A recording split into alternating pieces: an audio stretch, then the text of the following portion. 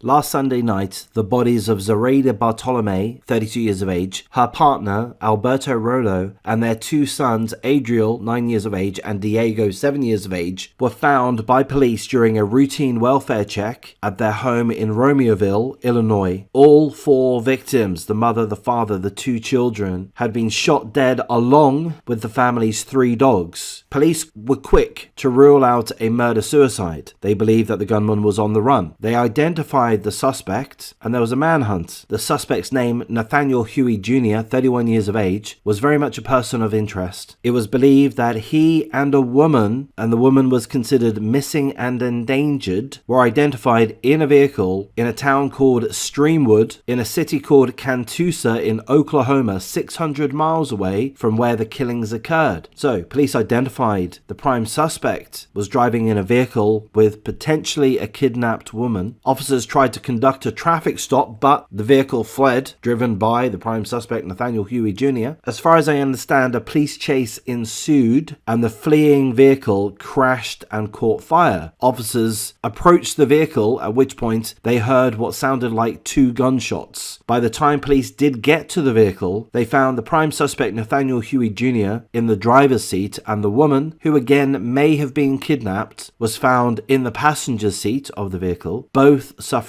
from gunshot wounds. So again, when police approached the vehicle, they heard what sounded like 2 gunshots. Lo and behold, both the driver, the prime suspect, and the passenger, the woman who could have been a kidnapped victim, were suffering gunshot wounds. The prime suspect, Nathaniel Huey Jr., was pronounced dead at the scene. The woman, whose name has not been released at this point to the public, was rushed to hospital. We're told that she's currently listed in critical condition. So again, we don't know the full facts here. We don't know whether or not the woman was involved in the shooting of the family, the mother, the father, the 2 children, and their 3 dogs. We don't know if the woman was in any way involved in that. It seems that the woman is likely the girlfriend of the prime suspect, and it seems that the woman was listed as a missing person and an endangered person at risk. So it seems to me, and I'm kind of guessing, I could be wrong, that the woman was being kidnapped, held against her will, and ultimately she was shot by the prime suspect after the vehicle crashed and was on fire. She didn't lose her life, or rather she hasn't so far, so I'm going to say best wishes, and let's hope that she does pull through. Let's hope she is innocent of any involvement in the slaying of the family in Romeoville, Illinois. Again, their names, Zoraida Bartolome, 32 years of age, her partner Alberto Rollo, and their sons Adriel, 9 years of age, and Diego, 7 years of age. Again, the family's 3 dogs were also shot and killed. Police haven't released too much information at this point. That may change, but we are told that there is a relationship between the prime suspect and the family. We're not told the nature of that relationship. Again, we're not told explicitly the relationship between the prime suspect, Nathaniel Huey Jr., and the woman that he shot, but we presume they're boyfriend and girlfriend. So it's, of course, an absolute tragedy. Full condolences to everyone touched by this terrible situation, the family and friends of the family concerned, their colleagues, their neighbors, their schoolmates, their school teachers, the community as a whole. Romeoville, Illinois, will be absolutely shattered. We're not given a great deal of information in regards to the family. We are told that they relatively recently moved into the town around 5 months ago. We're told that the 2 boys attended R.C. Hill Elementary School, and of course the school is offering crisis intervention and grief counselors to the students, I presume to the teachers as well. So those are pretty much the information that we have at this point. Can we learn anything from this? No, not really, in my opinion. We don't know the nature of the relationship between the presumed shooter and the family. My guess, and it could be wildly wrong, but my guess would be perhaps criminal activity is involved, gang activity, drugs are involved. We don't know that. I'm sure the police will know that. They'll be able to identify if the shooter is gang affiliated. We're not told of any criminal history for any party involved that's been mentioned. We're not aware of any mental health history, so we're just grasping at straws, but we are told that there is a relationship between the shooter and the family. Could be a sexual relationship gone wrong. Perhaps there was an affair between the shooter and the mother, the wife. Perhaps that's unfair of me to suggest. That could be one possibility. Another possibility is that perhaps there were some criminal dealings that went wrong. I'm thinking, in my naivety, perhaps that could be some kind of drug deal gone wrong. Perhaps perhaps between the presumed shooter and one or both of the adults whose lives were taken. We don't know that. I'm just speculating, just trying to figure out how this possibly could have happened. It certainly wasn't a random attack, so there was a motive, but of course it's not going to be justified in any case. So an investigation is still ongoing, which explains why a lot of the information hasn't been released to the public at this point. Some people, when they consider this topic, will consider gun control. They'll blame gun control. They'll blame your proliferation of guns within America. We don't know if the guns that the shooter had were legal or illegal. We don't know. In some ways, it seems kind of academic. Perhaps I'm wrong to say that. Personally, I believe that you guys in America should be allowed to have guns. Obviously, once you're a certain age and as long as you don't have any mental health issues. There's perhaps a few other factors which ought to be applied, but generally I feel that the citizens of America ought to be enabled to have guns for the sole reason of being able to protect themselves. You guys have hundreds of millions of guns in America, and as such, each and every last one of you are at risk of being shot and killed. It's not the ideal position to be in, but that is the position that you're in. Okay, elsewhere in the world, in Europe,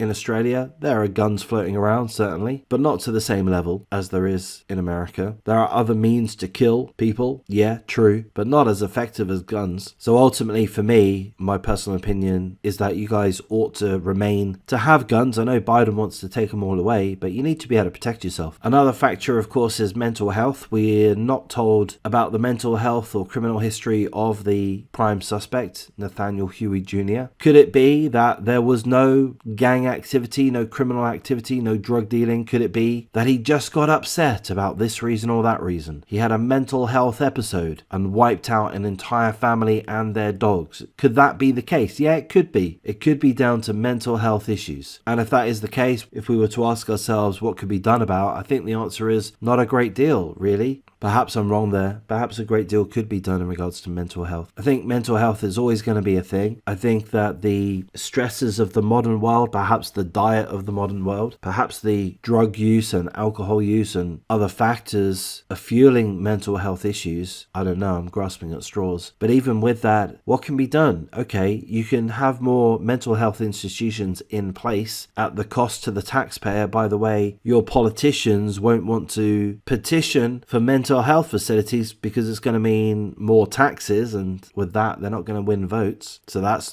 unlikely to happen. That's my guess. But even so, you can't shove every last person into a mental health institution. These episodes happen out of nowhere, or they escalate extremely quickly in a lot of cases, as far as I understand. And mental health issues combined with access to guns, legal or otherwise, that's really where you have problems, isn't it? That's really the big thing. So I think I've gone on quite an extensive ramble here. Perhaps I've made some good points. I feel that I probably haven't. So I'll wrap things up at this point. Again, full condolences to everyone touched by these horrendous murders. 2 adults, 2 children, 3 dogs slaughtered, shot and killed in their own home, Romeoville, Illinois, last Sunday. I'm going to say it's a blessing that the prime suspect is dead. There was a car chase. It seems that the prime suspect shot himself, unlifed himself. But also, I can't completely ignore the woman who, as far as I understand, may have been or was the prime suspect's girlfriend. And with that, I have to think that it's certainly possible that she had some level of involvement, that she may have had some level of involvement with the killings of the family, but we don't know that. It could be that she was also a complete innocent and she's been shot and is currently in critical condition. So with that, I hope and pray that she does make a recovery, that she survives. The investigation is ongoing, so perhaps more information will come to light to the public. But I'll wrap things up at this point. If you appreciate the coverage, please do like, comment, subscribe, share the video as you see fit. Please consider joining the memberships if that's a possibility for yourself, but it's okay if it isn't. And I'll thank you for your time.